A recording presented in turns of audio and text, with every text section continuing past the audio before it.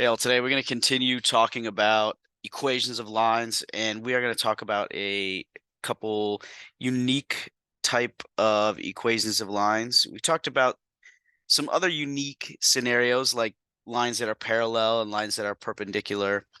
We're going to talk about two different types of relationships that can exist for these special types of lines that we call variations. So we have a direct variation and we have a inverse variation. So two different types of variations. But both of these types of variations exist when we have y and x, which help us create the equation of a line. But we have this thing that we call a constant of variation. And we give it a letter k, and we call it a constant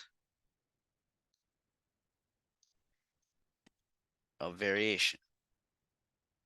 We use the letter C for a lot of things, so that's probably why we're not going to use C here, but we use K. It sounds like C when we say constant.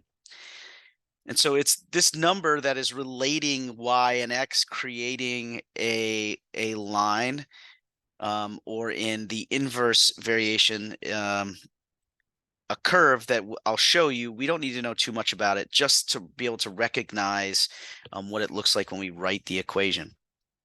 So if I look at this first one, y equals 14x, this is an example of direct variation. Direct variation is in this form: y equals k, that's our constant of variation, times x. Now, if we were to graph this thing, k is like our slope. But our intercept for direct variation is always going to be 0. And so we give it this letter k because it's this special scenario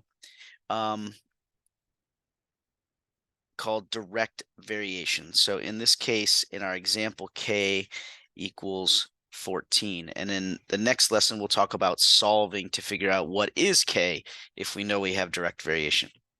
And so I just want to show you what that looks like. Y equals 14x.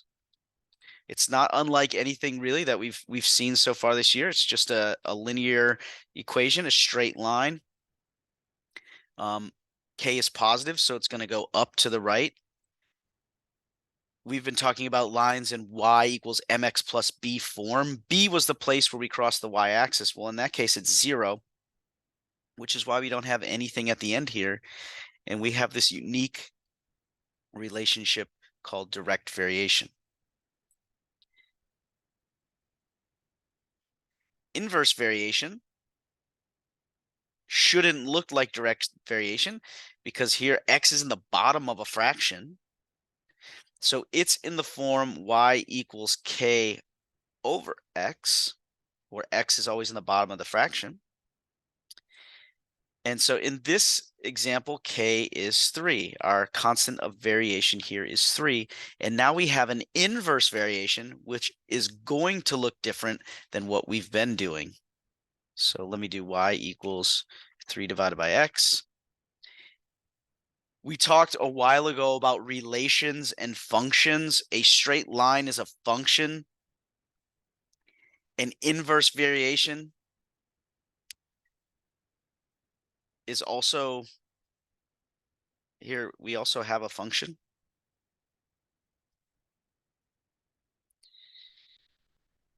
It's something unlike we've seen before. It's these two curves. They kind of go one way and the other way. We don't really need to know too much about it other than this is an example of inverse variation.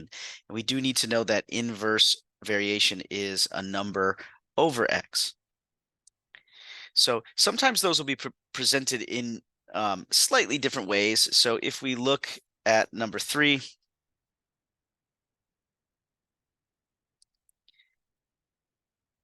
I want to solve for y. I want y by itself. That's sort of what we do anytime we have an equation. We've been doing that when we did slope intercept.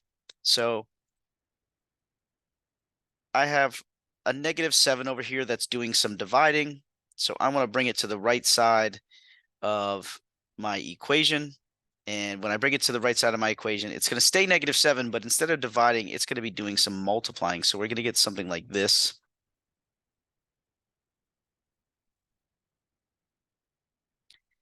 This is a -7. It kind of went together. When I multiply these two things together, I'm really multiplying the 1 and the -7.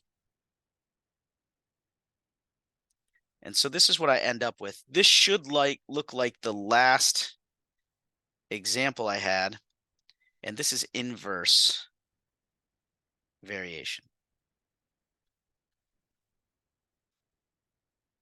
If I were to graph it,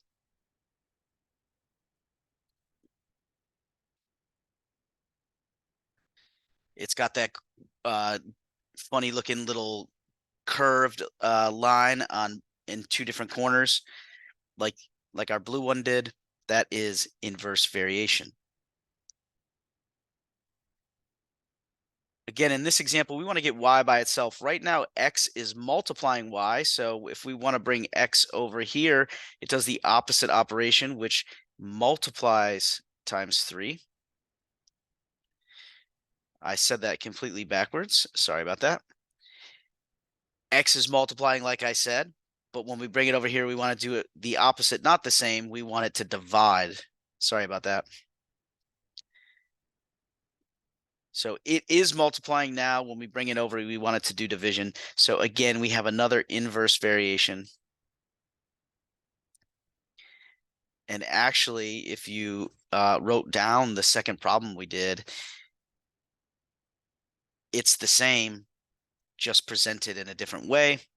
So here, k is still 3. And over here, k was -7. So right now, we're just working on determining if our variation is inverse or direct. So I want you to pause here. Hopefully you wrote those 4 down so you can compare while you're trying these. Decide if it is an inverse or direct variation, then press play and check your answers. So check your answers. This first one was in the form y equals kx, which makes it direct variation. K is 11. This second one is in the form y equals k over x, which is inverse variation, and k is equal to 2.